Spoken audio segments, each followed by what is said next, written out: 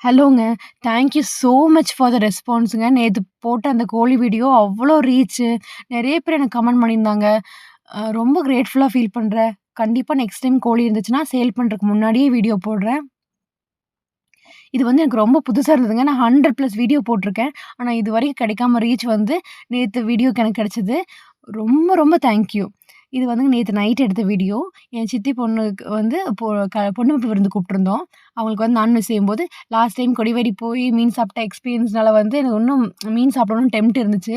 அதனால வீட்ல செய்யலான்னு சொல்லிட்டு, மட்டன், சிக்கன் எடுத்துட்டு ஃபிஷ்ஷும் எடுத்திருந்தோம். ஃபிஷ் ஃப்ரை பண்ணிக்கிட்டு கொஞ்சம் குழம்பு வச்சிருந்தோம். எல்லாமே நல்லா வந்துருந்துச்சுங்க.